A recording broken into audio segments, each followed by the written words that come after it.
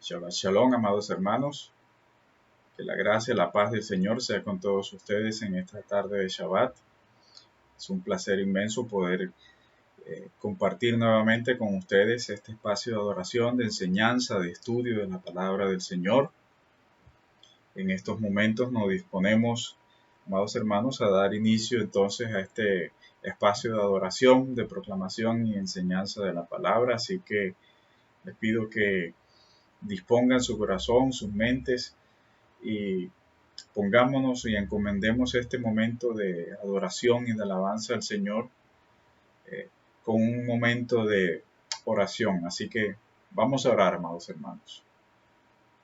Padre amado, gracias Señor por este día de Shabbat, gracias por este día de reposo, gracias por tu misericordia, gracias por todas tus bondades, Señor, que tú renuevas sobre nosotros, Señor, cada mañana, porque grande es tu fidelidad, Señor. Gracias, Señor, por la oportunidad de poder conmemorarte en este maravilloso día como nuestro Creador, como nuestro Salvador, como nuestro maravilloso Redentor, Señor. Gracias, Padre. Dale gozo, dale alegría a nuestro corazón en tu presencia.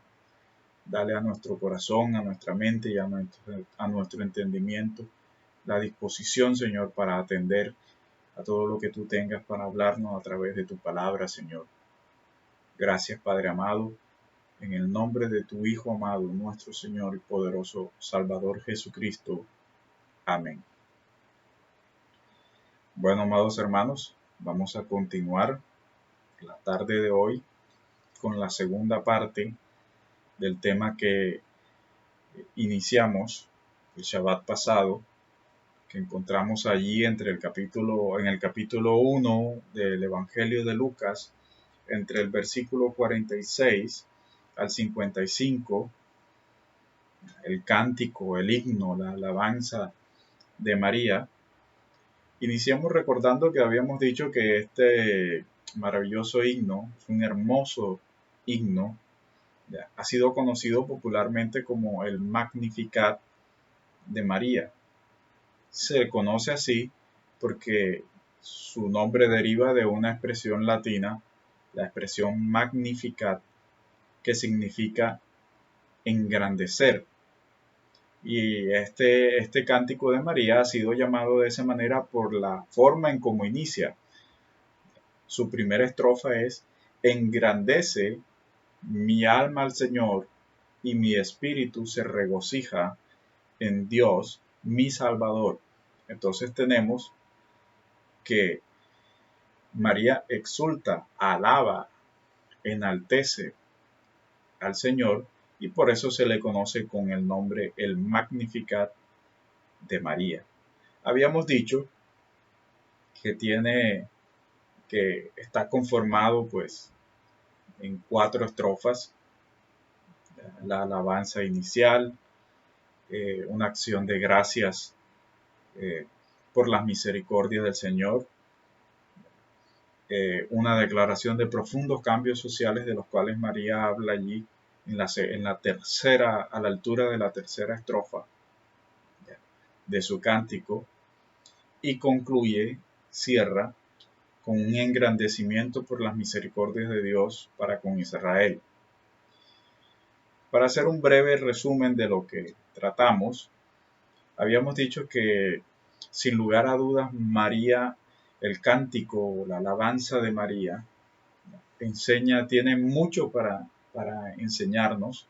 No es solo un hermoso cántico que surge de los labios de María, no, es una profunda declaración de la fe de María en Dios. En primer lugar, como Señor, dice: engrandece mi alma al Señor, un título que solo se utiliza para Dios en ese aspecto, en ese texto en donde estamos ocupándonos.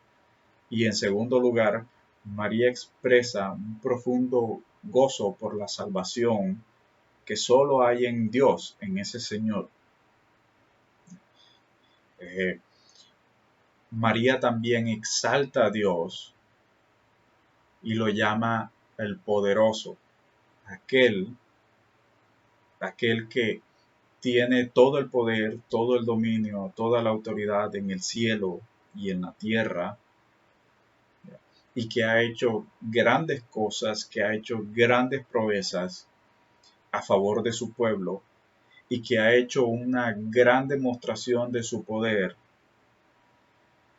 al elegirla a ella, una sierva, como se considera a sí misma, para traer al mundo aquel que sería el descendiente de David, el Hijo del Hombre, el Hijo de Dios, el Salvador del mundo.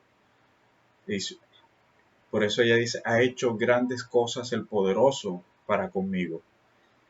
¿Por qué? Porque la ha utilizado como un instrumento de su gracia para seguir extendiendo esa gracia salvadora en ese niño, en ese bebé que se estaba gestando en el vientre de María.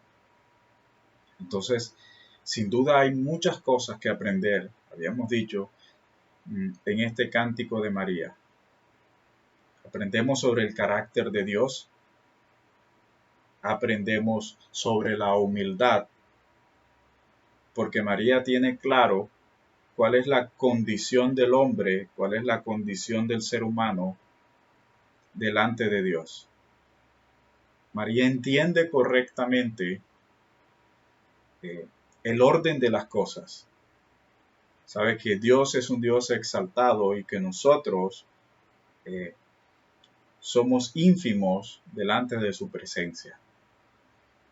Entonces aprendemos mucho de la humildad de María, no una humildad fingida, sino una genuina humildad, porque María una genuina humildad que nace de una confianza y una profunda fe en el Señor. Así que haríamos muy bien en aprender de esa maravillosa humildad, de esa maravillosa virtud que María deja ver en su cántico. Sin duda alguna, el máximo ejemplo de humildad es el Señor. Pues como leímos en su momento en el capítulo 11 del Evangelio de Mateo, el Señor llama a sus discípulos, le dice, aprendan de mí. ¿Qué quería que aprendieran sus discípulos? Aprender que soy manso y humilde de corazón. El Señor nos llama, si nosotros nos identificamos con Cristo, el llamado para nosotros es la humildad, es la mansedumbre. Pablo lo dijo, para mí el vivir es Cristo. Y el vivir como Cristo, el identificarse plenamente con Cristo, implica un llamado al carácter, a la formación del carácter y esas virtudes que se deben formar en el carácter, de las más excelentes, la mansedumbre y la humildad. Cosa que aprendemos tanto de María como del Señor Jesús, quien es el máximo ejemplo de humildad. En este cántico aprendemos a conocer el carácter de Dios, los atributos de Dios, Señor poderoso. Estuvimos considerando el sábado pasado hasta esta parte, en el versículo, quedamos en el versículo 49, donde dice, porque grandes cosas me ha hecho el poderoso y santo es su nombre. María, en un solo versículo, nos presenta dos nombres de Dios, dos atributos de Dios, poderoso y santo. Ya consideramos el Shabbat pasado el adjetivo poderoso. Vamos a considerar en esta tarde de Shabbat esa expresión de adoración que incluye María en la segunda parte del versículo 49. Y santo es su nombre.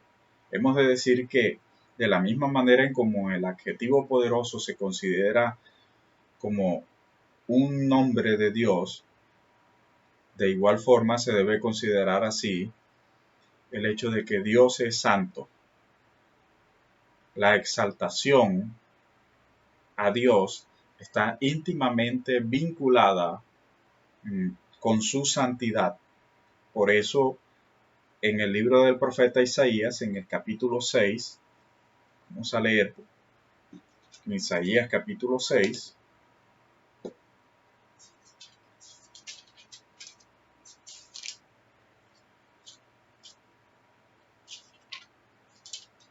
en el versículo 3,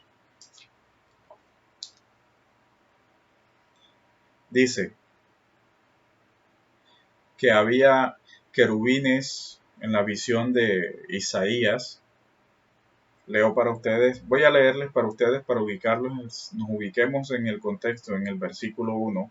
En el año de la muerte del rey Usías vi yo al Señor sentado sobre un trono alto y sublime, y la orla de su manto llenaba el templo. Por encima de él había serafines, cada uno tenía 6 alas, con 2 cubrían su rostro, con 2 cubrían sus pies y con 2 volaban. Y el uno al otro daba voces diciendo, Santo, Santo, Santo es el Señor de los ejércitos. Llena está toda la tierra de su gloria. Entonces tenemos que la santidad de Dios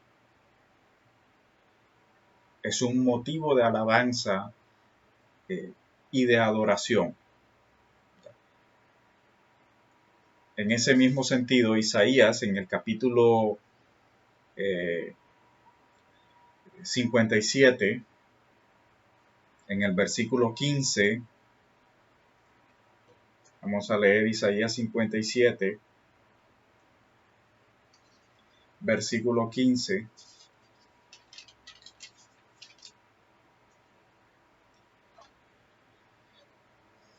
Dice, porque así dice el alto y sublime, que vive para siempre, cuyo nombre es santo.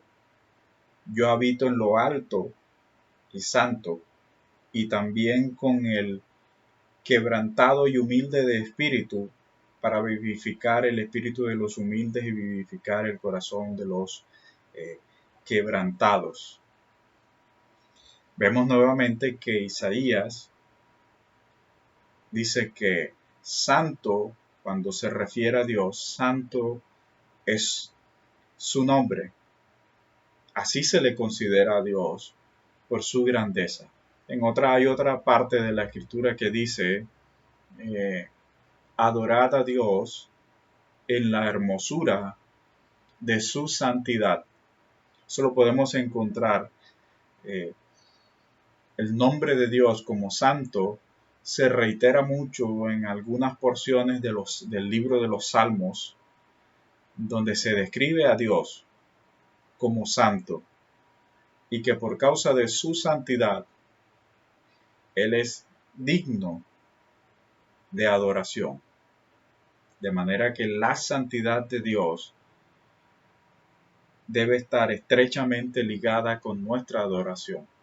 Adoramos a Dios porque Él es el Señor, porque Él es el poderoso, porque Él es santo. Y esto es importante saberlo, porque como creyentes, diariamente o frecuentemente damos testimonios de por qué alabamos al Señor. Y esto nos sirve para decir que nuestra fe no es una fe ciega, no es una fe carente de contenido. No, adoramos a un Dios que es Señor y soberano sobre todo, que es poderoso y que es santo. Así se le considera a Dios, Señor poderoso y santo. Y se le considera santo. Y miren una cosa, amados hermanos, a Dios se le vincula su santidad con la salvación. Miren, por ejemplo, veamos dónde encontramos eso, en el Salmo 111, en el versículo 9. Salmo 111, versículo 9, dice: Él ha enviado redención a su pueblo, ha ordenado su pacto para siempre, santo y temible es su nombre. El salmista está vinculando, si vemos que el salmista habla en la primera parte, la primera estrofa, Él ha enviado redención a su pueblo, ha ordenado su alianza para siempre, y santo y temible es su nombre. Se vincula la redención con la santidad de Dios. En la santidad de Dios reconocemos la trascendencia de Dios, que Dios se revela a los hombres en una dimensión gloriosa de la santidad. En el capítulo 6 de Isaías que leímos, luego de la proclamación de los serafines que decían: Santo, Santo, Santo, eres, oh Señor Dios de los ejércitos. ¿Cuál fue la respuesta de Isaías frente a la adoración? Isaías se postró en tierra y dijo: ay de mí, que soy muerto, porque siendo yo un hombre de labios impuros y habitando en medio de un pueblo de labios impuros, han visto mis ojos al Señor Dios de los ejércitos. Entonces, la santidad está vinculada estrechamente con la grandeza gloriosa de Dios, y los autores bíblicos la vinculan con la salvación, con la redención, porque Dios es trascendente. ¿Qué es lo que nos quiere dar a entender? ¿Qué es lo que nos quieren transmitir los autores bíblicos con estos nombres de Dios, como el poderoso? El santo es su nombre. Con la santidad de Dios se describe a Dios como separado y opuesto absolutamente a cualquier imperfección, y especialmente al pecado. Eso implica la santidad de Dios. Nos dice que Dios es diametralmente y absolutamente opuesto a cualquier imperfección, y sobre todo al pecado. ¿Y por qué se relaciona con la redención? Pues porque Él es santo, y todo hombre, dice la Escritura, es pecador. Y porque no hay un hombre en la tierra tan bueno que haga el bien y nunca peque. Entonces Dios, mediante su salvación, mediante su redención, nos limpia de todo pecado, nos hace aceptos delante de su presencia y nos tiene por puros y santos para que podamos tener comunión con Él, y todo por medio del sacrificio de su Hijo. Ahora, esa expresión de María, si la aplicamos al hijo que se está gestando en su vientre, es una declaración rotunda de la divinidad del Señor. Pues recordemos que en el Evangelio también se le llama al Señor el Santo, incluso un testimonio que dan aquellos endemoniados, a los cuales el Señor hacía callar. ¿Y qué decían? Yo sé quién eres, el Santo de Dios.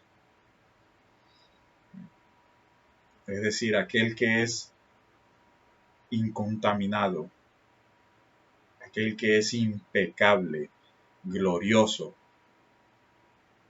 Así que una vez que se aprecia la santidad de Dios en el Hijo de Dios, estamos declarando también su divinidad, su unidad en perfección moral con el Padre. El Padre eterno es santo, pero el que nacerá del vientre de María también lo es. Y sabemos por la Escritura que solo Dios puede tener ese calificativo de santo. En ese orden de ideas, tenemos también una declaración de la santidad del Hijo de Dios en el contexto del cántico de María y vinculándolo con el nacimiento de su Hijo. Así que es una de las maravillosas perfecciones de Dios que María nos da a conocer en ese cántico, en su Magnificat. Entonces tenemos que Dios es Señor, que Dios es poderoso y que Dios es santo. Luego continúa una declaración, volvemos al capítulo 1. Luego María exalta a Dios por su gran misericordia. Versículo 50. Dice, y de generación en generación es su misericordia para los que le temen.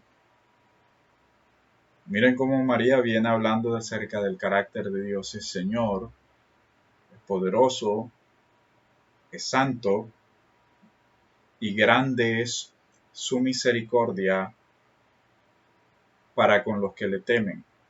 Otro motivo de alabanza, aparte del señorío, la soberanía de nuestro Dios, de su poderío y de su santidad, otro motivo de adoración que nos enseña María es la gran misericordia de Dios.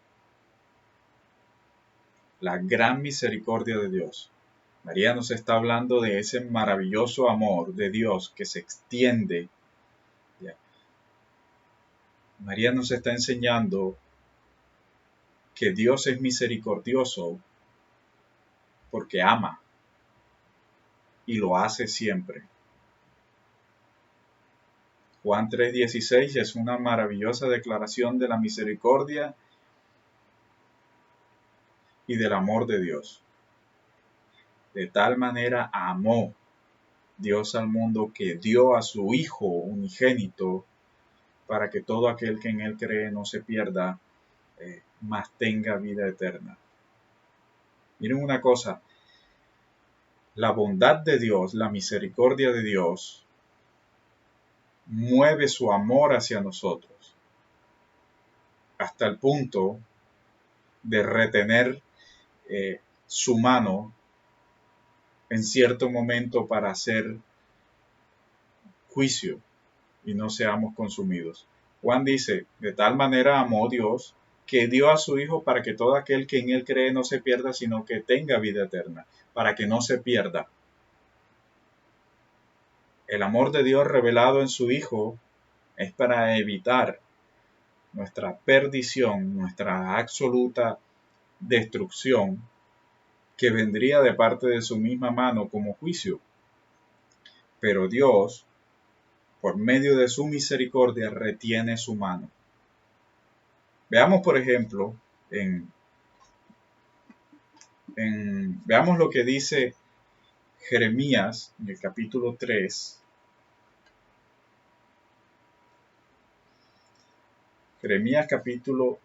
Lamentaciones. Lamentaciones 3, versículo 22. Dice, por la bondad del Señor es que no somos consumidos, porque nunca decaen sus misericordias. Nuevas son cada mañana, grande es tu fidelidad. La misericordia, la razón por la cual María exalta a Dios por su misericordia es porque su misericordia, Dios en su misericordia extiende su amor para con nosotros y evita descargar su juicio. Como lo dijo el profeta Jeremías, que es por su misericordia, es por su bondad, que no hemos sido consumidos, porque nuevas son sus misericordias cada mañana. ¿Qué es lo que hace que Dios retraiga su juicio sobre la humanidad? Su misericordia. Su misericordia, que renueva cada mañana. No obstante, las personas deben tener cuidado de no abusar de la gran misericordia de Dios. ¿Y qué es la misericordia de Dios? ¿Qué es lo que Dios hace en su misericordia? La misericordia de Dios la podemos definir como esa acción mediante el cual Dios pasa la miseria del hombre, o Dios tiene en cuenta la misericordia del hombre, la miseria del hombre, la miseria en la que se encuentra a causa del pecado. Dios la considera y actúa en consecuencia a ella. Actúa en consecuencia al compadecerse de nuestra miseria. Es que Dios actúa, a pesar de que no lo merecemos. A pesar de que no lo merecemos, Dios se apiada de nuestra miseria y nos mira con ojos de bondad, con ojos de misericordia. De lo contrario, no hubiese enviado su Hijo al mundo. Si Dios no fuese clemente, si Dios no fuese bondadoso, si no fuese misericordioso, Dios no hubiese enviado su Hijo al mundo. La revelación de su Hijo a la humanidad es la mayor muestra de misericordia. La mayor manifestación de la misericordia de Dios fue al haber enviado a su Hijo al mundo. Y junto a su gran misericordia también opera su maravillosa gracia, quien nos da a conocer el amor de Dios y la bondad de Dios, pese a que no lo merecemos. Gracia y misericordia van dirigidos, descienden de Dios mismo para salvar a aquellos que estábamos irremisiblemente condenados a una eterna miseria como consecuencia del pecado y de nuestra culpa. Entonces, la misericordia y la gracia de Dios son motivos de adoración, son motivos de exaltación a Dios. Mientras exista un pecador caminando en esta tierra, sobre el planeta Tierra, vamos a ver la misericordia de Dios. El profeta Ezequiel nos dice que Dios siempre ha estado dispuesto a salvarnos. En el capítulo 18 de Ezequiel,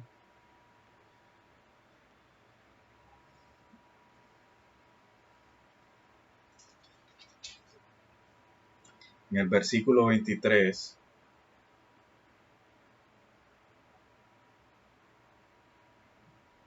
dice, en forma de pregunta: ¿acaso me complazco yo en la muerte del impío, declara el Señor, y no en que se aparte de su camino y viva?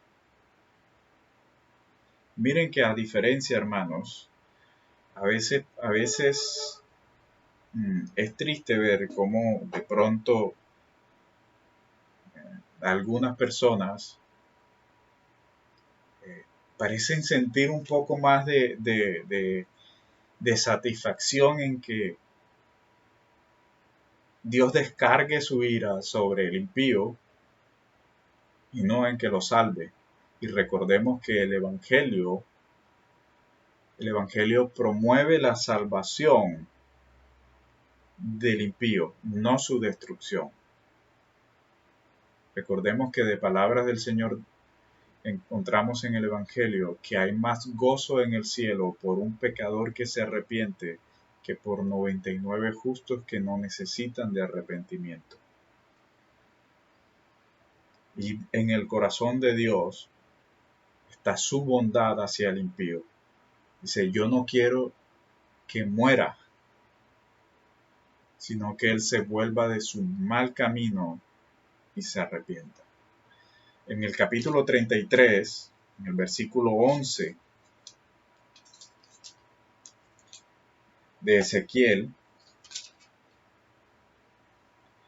también dice, diles, miren lo que el Señor manda al profeta a que proclame, a que predique.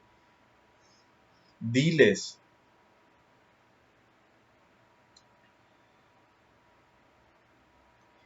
vivo yo, declara el Señor Dios, que no me complazco en la muerte del impío, sino en que el impío se aparte de su camino y viva.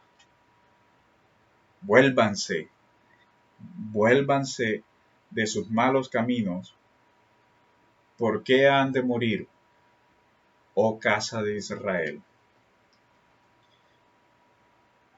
Miren, hermanos, que la complacencia de Dios es en su misericordia para con nosotros. La complacencia de Dios, Dios se complace en mostrar misericordia. Diles que no quiero yo la muerte del impío, sino que él se vuelva de su mal camino y se arrepienta. Vuélvanse a mí. ¿Por qué quieres morir, oh casa de Israel? En ese momento, las palabras del profeta estaban dirigidas a la casa de Israel.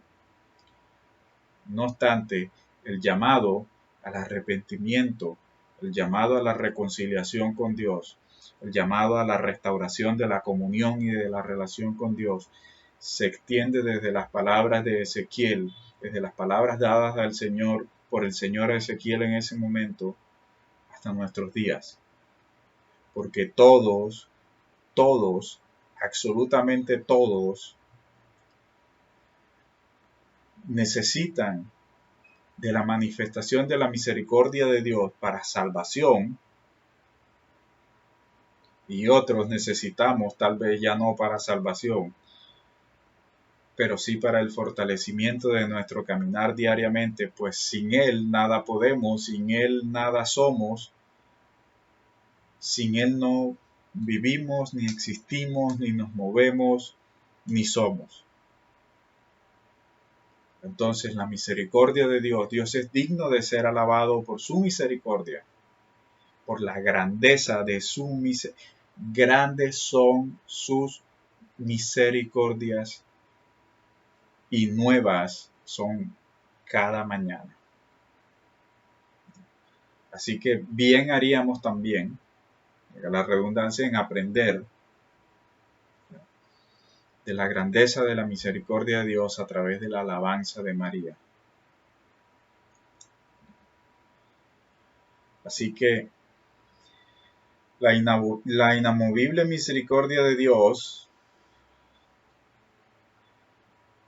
se renueva cada mañana, siempre, de generación en generación. Desde que el mundo existe, la misericordia de Dios se revela para con él. Nuevas, dice el profeta Jeremías. Nuevas son cada mañana. De generación en generación son sus misericordias. Así que desde los tiempos antiguos ha mostrado misericordia, mucho más a partir de la persona de Cristo, en quien ahora muestra su maravillosa misericordia al encarnar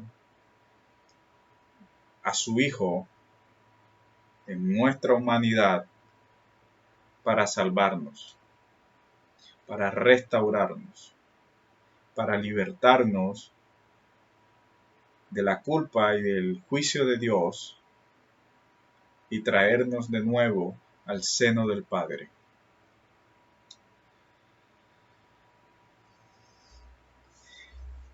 En la tercera parte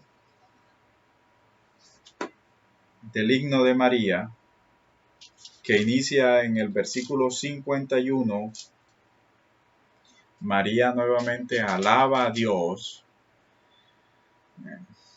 porque ha hecho proezas con su brazo y ha esparcido a los soberbios en el pensamiento de sus corazones. Ya aquí María empieza a hablar de los cambios que son el producto del brazo de Dios. Ya la alabanza de María se dirige ahora hacia la potencia, hacia el poder desplegado, hacia la acción que se despliega, por el brazo de Dios contra los malos, contra los impíos. Ya María empieza a hablar de poder, de vigor, de superioridad. Y es posible que se vinculen las palabras de María con las que encontramos en el Salmo 89, en el versículo 10, donde toma como ejemplo a Egipto. Y dice, tú aplastaste a Egipto como a un herido de muerte, esparciste a tus enemigos con tu brazo poderoso. Ya María en su cántico está hablando de cómo el brazo de Dios se mueve en acción contra el malo, contra el impío, contra el soberbio, contra el arrogante. Y un ejemplo que encontramos de cómo Dios mostró el poder de su diestra fue en las plagas de Egipto. Recordemos que Faraón endureció su corazón contra el Señor y respondió a Moisés, no sé quién es tu Dios, no me interesa tampoco y no voy a dejar ir a tu pueblo. Y Dios empieza a ejecutar juicios hasta el punto en donde los hechiceros del Faraón intentaron imitar el poder de Dios y al llegar a un punto en donde tuvieron que admitir que no podían hacer nada porque era el dedo, era el brazo de Dios quien estaba actuando.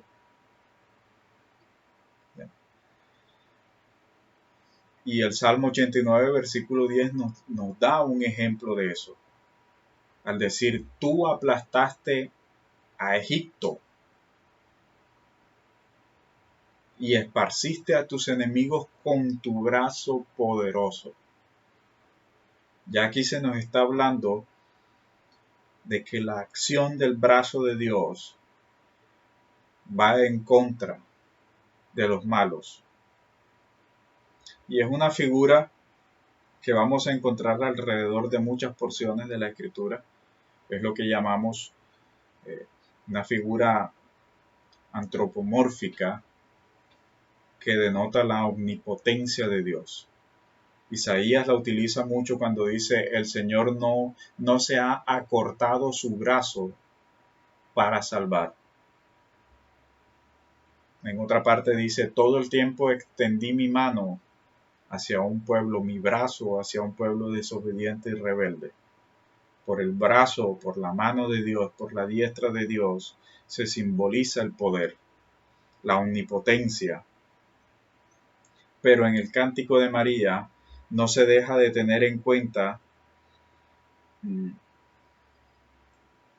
que lo utiliza también como una alusión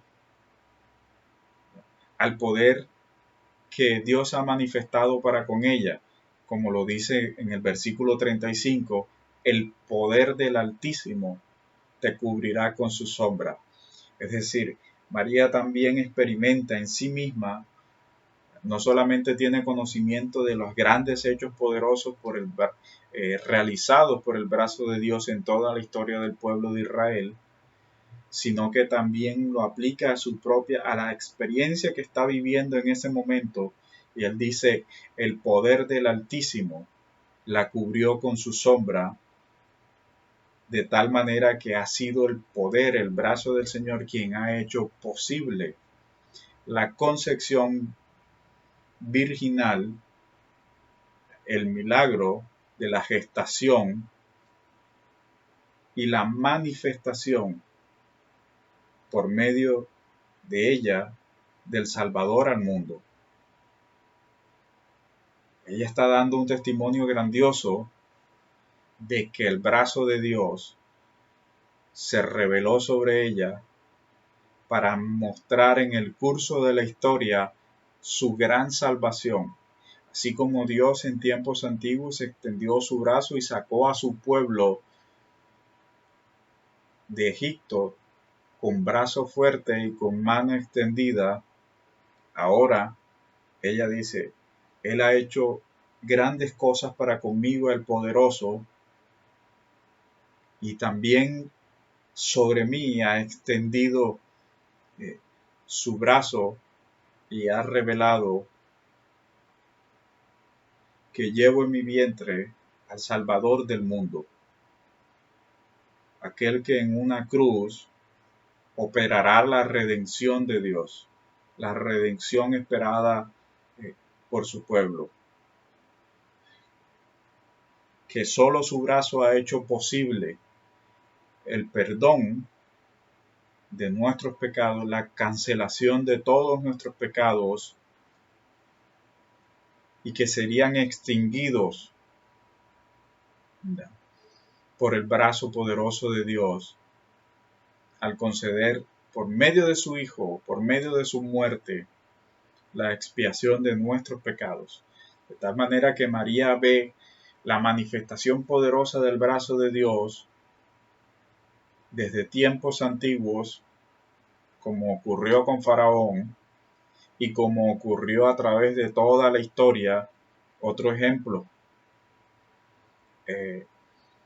durante el tiempo del rey Asuero, cuando el malvado Amán pretendió la destrucción del pueblo de Israel, Mardoqueo dijo a Esther, si tú callas en este tiempo, respiro y liberación vendrán para los judíos de algún lado. Y vino respiro y liberación, redención del brazo del Señor. Hasta que, llegado el cumplimiento del tiempo, Dios sigue mostrando su poderoso brazo, su omnipotencia en la historia de la humanidad, y ahora revela esa omnipotencia en la vida de María, gestando en ella la vida del Salvador, la vida del descendiente de David, la vida del Hijo del Hombre, la vida del Redentor del mundo.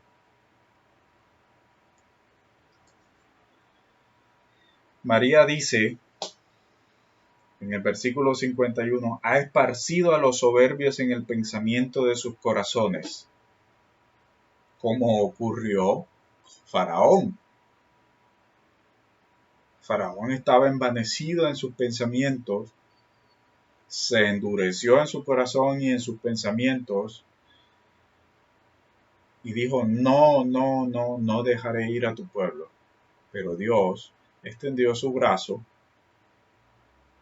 y ni Faraón pudo resistirse. Dios, como dijimos Shabbat pasado, Dios resiste a los soberbios y da gracia a los humildes. Ha quitado, dice el versículo 52, a los poderosos y ha exaltado a los humildes. Los poderosos con su arrogancia, como lo fue Faraón, ocuparon tronos, gobernaron el mundo antiguo, pero cuando Dios interviene con su brazo, el testimonio de la historia nos dice que es Dios quien gobierna, que es su brazo quien todo lo puede y que nadie puede resistir a su voluntad. Un digno ejemplo, para dejar a un lado a Faraón, un digno ejemplo de ello lo encontramos en el libro de Daniel, cosa que me pareció impresionante recordar esta historia del rey Nabucodonosor en Daniel capítulo 4.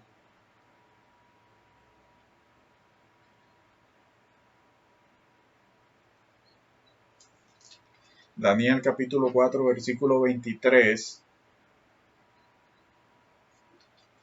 al versículo 37. Dice: en cuanto al vigilante, el santo que el rey vio, que descendía del cielo, decía: derriben el árbol y destrúyanlo,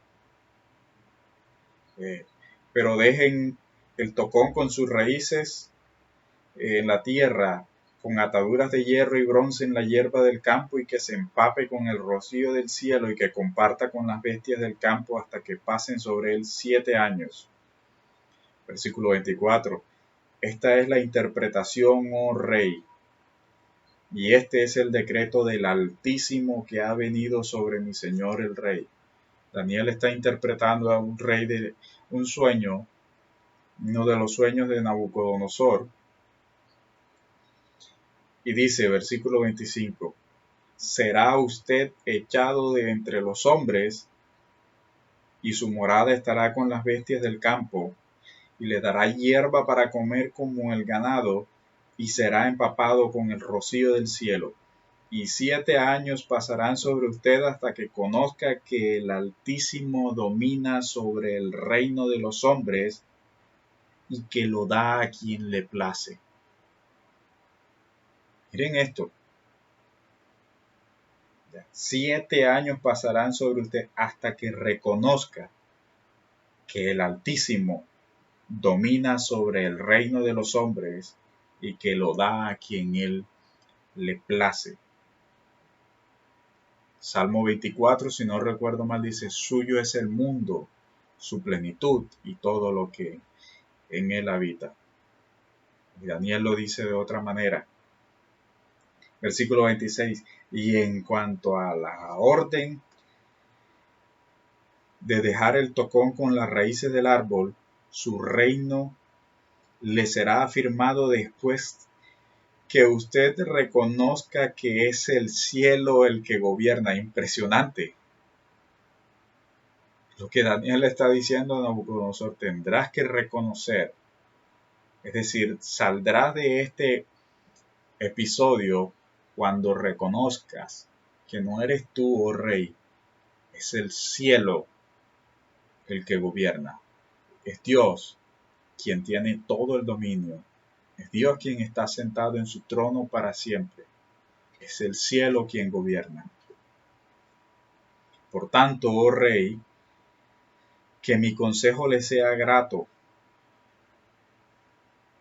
porque ponga fin a sus pecados haciendo justicia, y a sus iniquidades mostrando misericordia a los pobres. Quizás sea prolongada su prosperidad. Todo esto le sucedió al rey Nabucodonosor. 12 meses después, paseándose por la azotea del palacio real de Babilonia, el rey reflexionó y dijo: ¿no es esta la gran Babilonia que yo he edificado como residencia real con la fuerza de mi poder y para gloria de mi majestad? Miren la soberbia y la arrogancia de los poderosos de la tierra.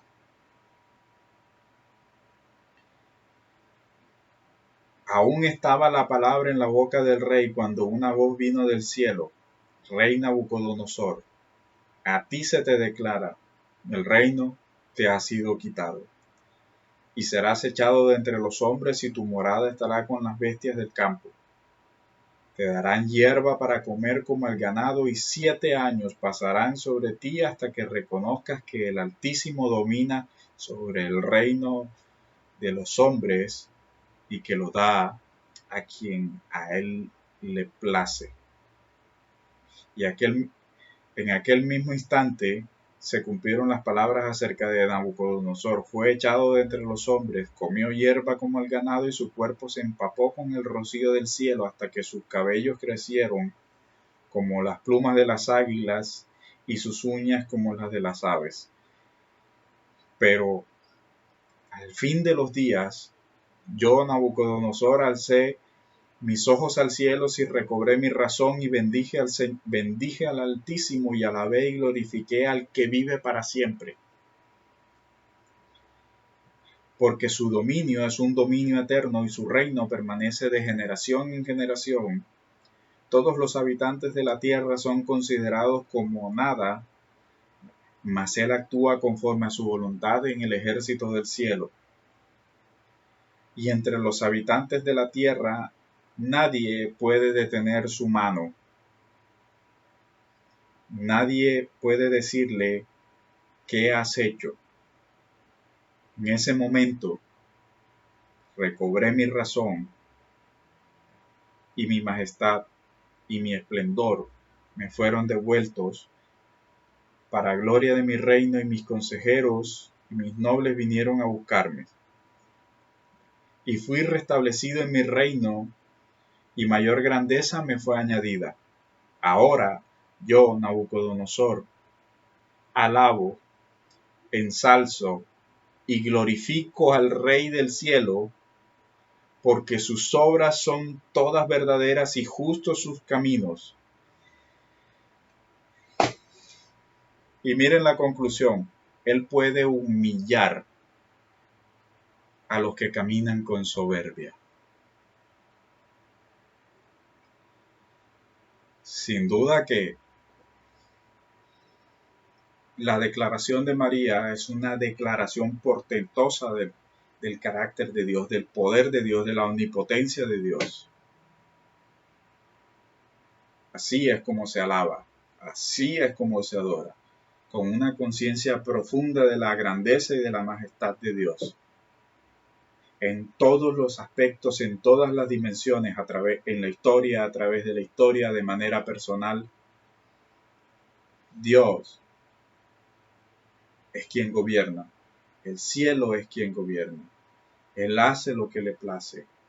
Y sobre todo, Dios actúa con santidad, justicia, misericordia y bondad. Y lo ha hecho al enviar a su Hijo al mundo.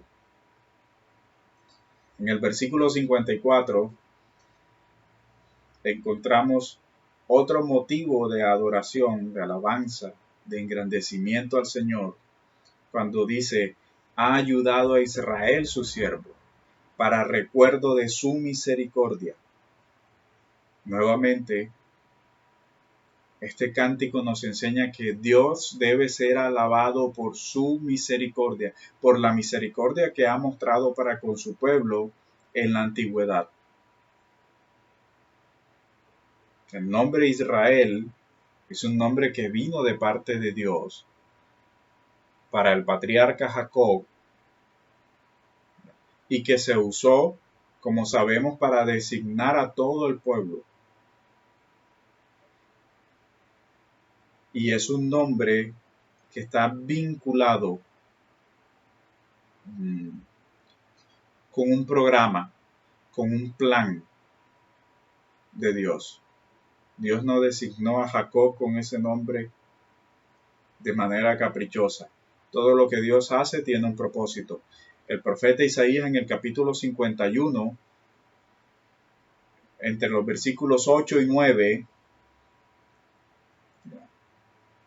nos dice, voy a leer para ustedes: pero tú, Israel, siervo mío, Jacob, a quien he escogido, descendiente de Abraham, mi amigo, tú a quien tomé de los confines de la tierra, y desde sus lugares más remotos te llamé y te dije: mi siervo eres tú. yo te he escogido y no te he rechazado. Isaías está diciendo que aquel que no tenía derecho a nada, porque no tenía derecho a nada. En el Deuteronomio también lo dice, la elección de Dios para con Israel no fue a causa de ningún mérito. No es porque ustedes eran el pueblo más numeroso de la tierra, no es porque ustedes fueran los más poderosos, no es porque ustedes fueran los más dignos, no es porque... Dicen, no, todo está en la misericordia, en la acción y en el beneplácito de Dios. Y Dios mostró su misericordia a su pueblo, constituyó un pueblo en el cual mostró su misericordia para que diese testimonio de la grandeza del Dios de Israel a las demás naciones. Eso es misericordia. Eso es una maravillosa muestra de misericordia. Pero María no piensa solamente en la manifestación de las misericordias de Dios en tiempos antiguos para con su pueblo, sino que lo aplica nuevamente a su experiencia. María vincula la misericordia de Dios con ella porque entiende que ella, al igual que Israel es su siervo, ella también es su sierva con un propósito, al igual que el de Israel, el de dar testimonio a las naciones del único Dios verdadero. Asimismo, la misericordia de Dios es entendida por María como el despliegue de como la elección de Dios hacia aquella mujer que se considera su sierva y que carga en su vientre al Salvador y que por designación de un ángel le dice incluso cuál ha de ser su nombre. Le pondrás por nombre Jesús, que según Mateo nos dice que sería llamado de esa manera porque él salvaría a su pueblo de sus pecados. ¿No es esa una manifestación de la misericordia de Dios? Con esto se nos está diciendo que Dios iría a mostrar su misericordia no solamente para con su pueblo, sino también para con todas las naciones, pues está haciendo una memoria de las promesas de salvación de Dios.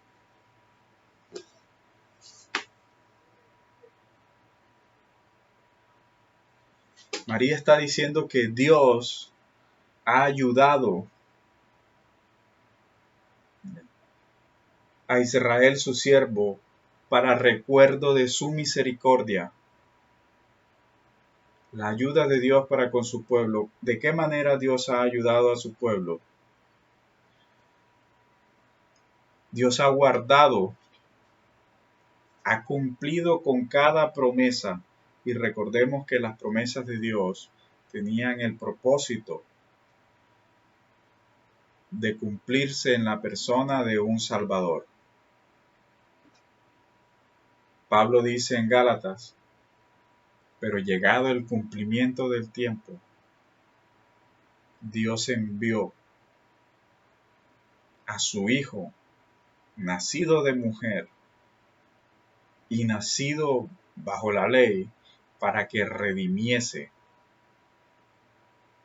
El propósito de todas las promesas de Dios era la encarnación del Verbo eterno de Dios, del Salvador del mundo. Dios iba a cumplir su promesa, todas sus promesas, todas y cada una de las promesas dadas a Abraham, a Isaac, a Jacob, pronunciadas por todos los profetas,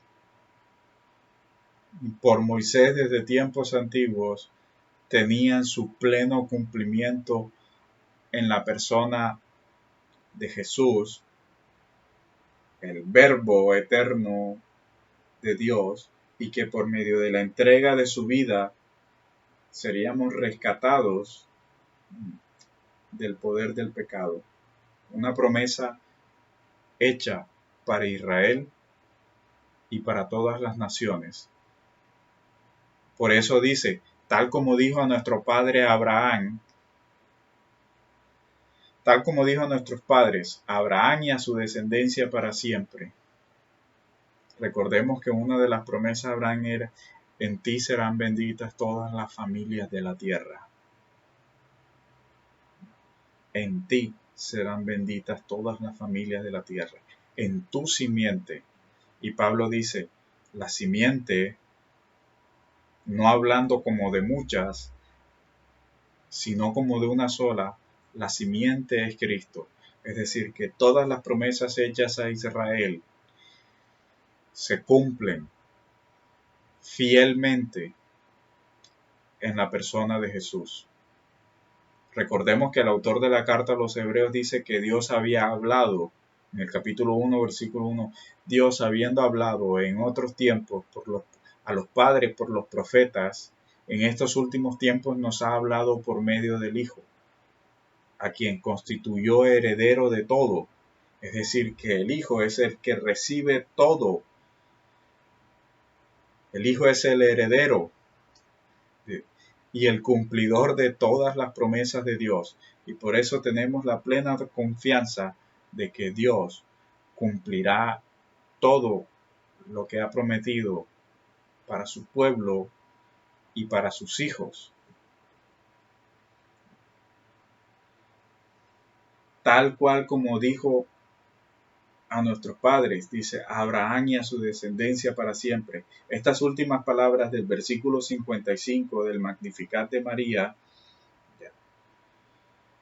prácticamente es la manera en como Miqueas termina el capítulo 7, en el versículo 20, la conclusión del libro del profeta Miqueas es esta: otorgarás a Jacob la verdad y a Abraham la misericordia, las cuales juraste a nuestros padres desde días de antaño. Siempre los profetas recuerdan que Dios ha cumplido cada palabra que ha salido de su boca. Dios dijo que según la carne, según la descendencia de Abraham, vendría un Salvador. Pablo lo dijo en Romanos 9:5, que según que de la descendencia, del linaje según la carne, procedía el Cristo. Leo Romanos 9 versículo 5 para concluir.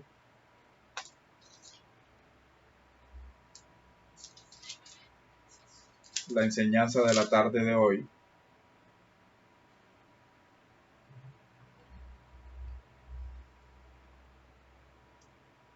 Dice, de quienes son los patriarcas y de quienes, según la carne, procede el Cristo, el cual está sobre todas las cosas.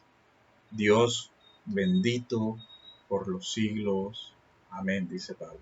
Que según la carne, de la descendencia de Abraham, procede el Cristo, quien es sobre todas las cosas y quien es bendito.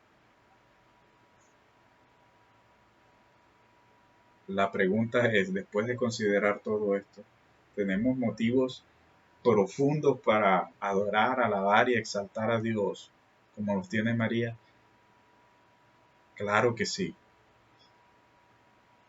Y te insisto, amado hermano, haríamos bien en aprender a acercarnos a la Escritura de una manera contemplativa, de una manera profunda, a leer su palabra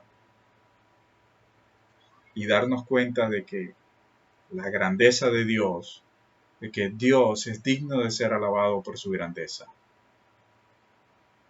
Vamos a orar para cerrar este espacio de enseñanza, para adorar el nombre de nuestro Dios por su maravillosa grandeza. Padre amado, gracias por este maravilloso momento en el que tú hablas, Señor, a través de tu palabra, y tú te das a conocer, Señor, en todo tu poder, en toda tu grandeza, en toda tu gloria, en toda tu santidad, en tu gran misericordia, en tu fidelidad a cada palabra que ha salido de tu boca. Gracias, amado Señor, porque tú nos enseñas, Padre, que tú eres digno de ser adorado. Enséñanos, Señor, a adorarte cada día más en espíritu y en verdad. En el nombre de tu Hijo amado, nuestro Señor y poderoso Salvador Jesucristo. Amén. Ahora, amados hermanos, vamos a cerrar este maravilloso espacio de Shabbat de la tarde de hoy con la bendición. Así que allá donde estén sus hogares, vamos a disponernos a recibir esta maravillosa bendición. Vamos a inclinar nuestro rostro delante del Señor para recibir su bendición que está en el libro de Números, en el capítulo 6, desde el versículo 25, el cual el Señor dice: así bendecirás a los hijos de Israel. El Señor te bendiga y te guarde. El Señor haga resplandecer su rostro sobre ti y tenga de ti misericordia. El Señor alce su rostro sobre ti y ponga en ti su paz. Gracias, Señor, porque tú bendices a tu pueblo, Señor, y tu pueblo es bendito en tu nombre, por tu misericordia, por tu fidelidad. En Cristo Jesús, nuestro amado Señor y poderoso Salvador. Amén.